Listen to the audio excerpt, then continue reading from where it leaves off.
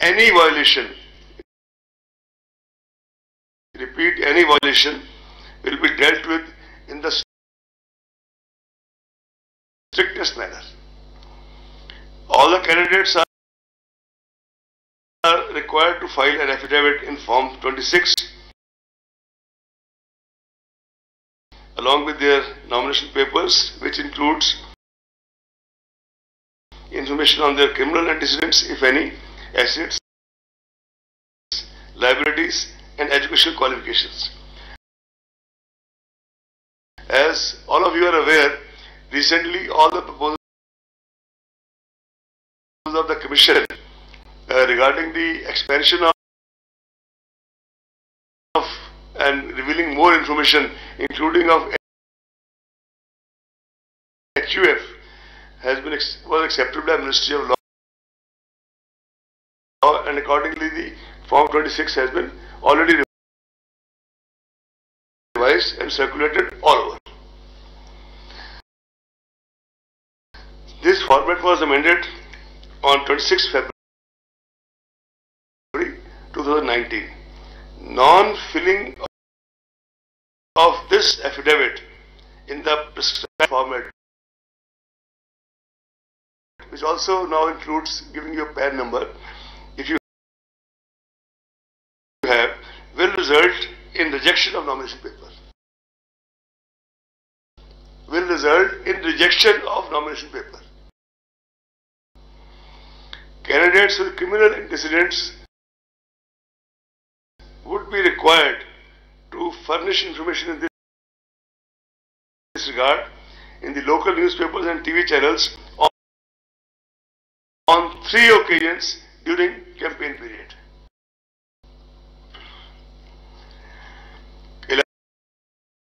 Elaborate arrangements have been made to ensure peaceful conduct of elections in order to curb noise pollution and prevent disturbance to the people at large. Usage of loudspeakers is prohibited at night between 10 p.m. to 6 a.m. No loudspeakers permitted at all during the period of 48 hours ending with the hour fixed for conclusion of poll in the polling area. Commission also directed political parties, candidates, agents to desist from using environmentally hazardous publicity materials and promote usage of eco-friendly substances for preparation of election campaign material. This is a new effort by the Commission, but this is, this is a kind of appeal to everybody to use this.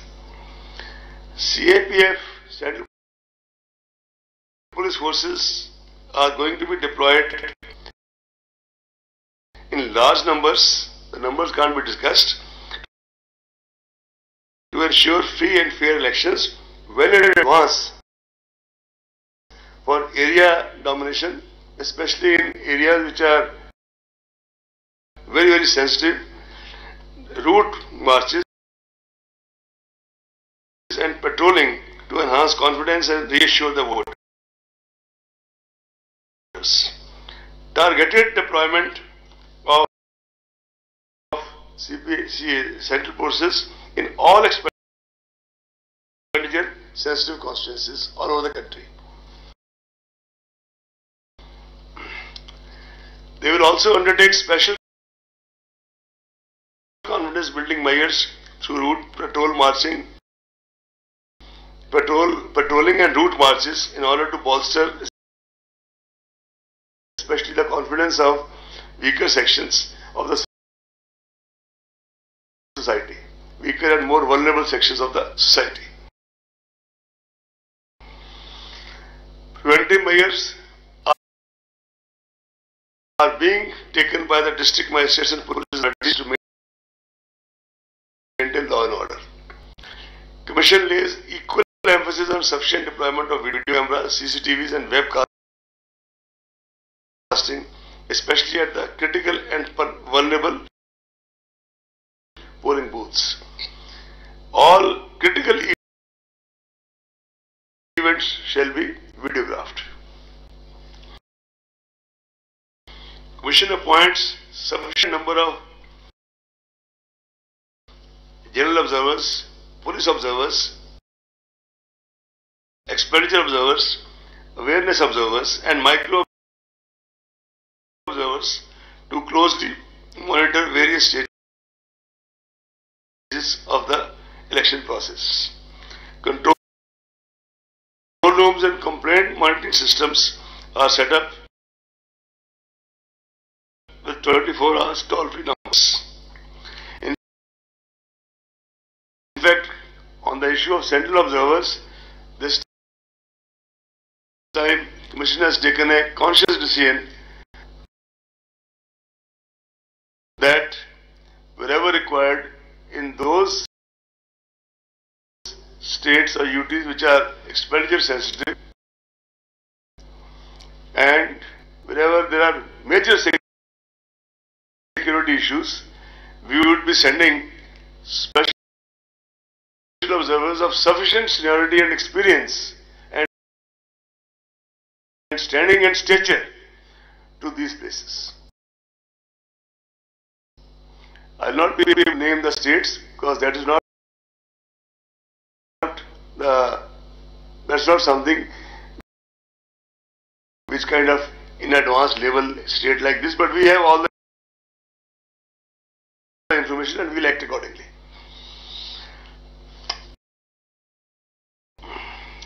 We also now have, by now, thanks to our IT and ICT wings, stringent monitoring of all critical events of the poll day using the state IT applications. This includes one of the most major, this is C-Vigil, which is an Android app which helps citizens to record any violation of Model Code of Conduct on the mobile and promptly sent to election authorities for option. By the way, this was started on a trial basis during Karnataka elections in Bangalore under the direct supervision of the Commission and extended subsequently to all these 5 poll-gone states. In these 5 poll-gone states, almost 28,000 such complaints were received. A citizen can give his or her name and number, and the authority on the other end is duty bound, no options, to report back within 100 minutes the action being taken, proposed to be taken, etc. If a particular complainant feels vulnerable or is making a complaint about, say, large cash transaction happening somewhere and doesn't want his or her name to be revealed, in that case the Commission will get it published in the local newspapers so that he or she becomes aware of the action taken and privacy also protected. This is a major tool of citizen empowerment, and it is really the experience of these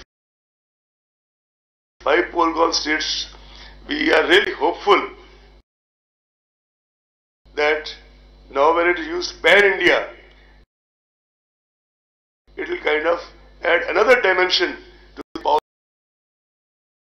empowerment of citizens.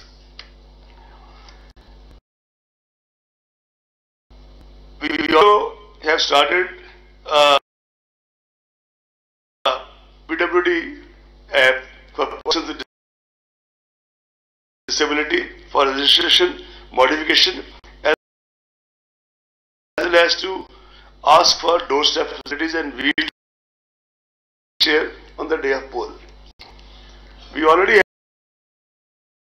have introduced, and we kind of monitored it closely, that all the permissions can be obtained on Suvidha Candidate app and they can also track the status.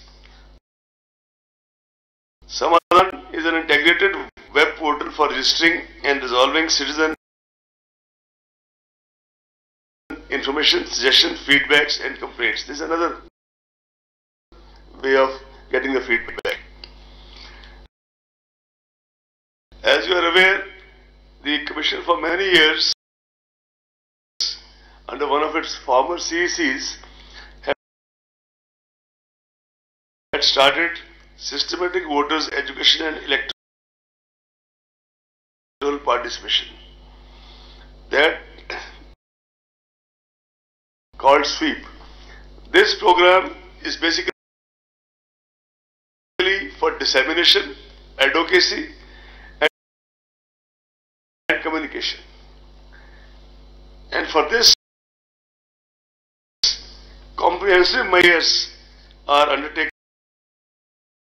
for enhancing our contact with the voters and increasing their participation in this largest festival of democracy, Desh Ka Mahatyauhar. This is being personally monitored by the steered and monitored at the level of bureaucracy in the Commission by senior DC,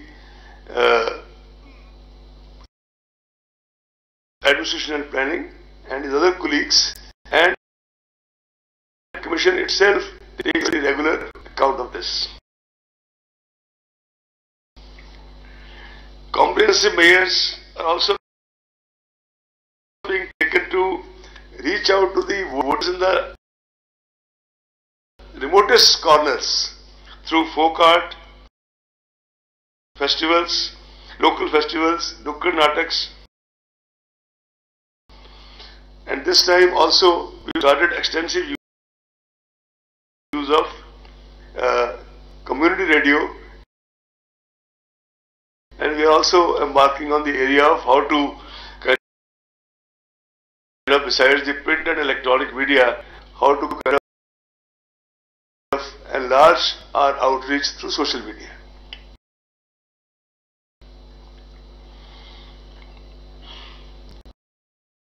The Commission has always considered engagement, considered media as an important ally and a rather potent force multiplier in ensuring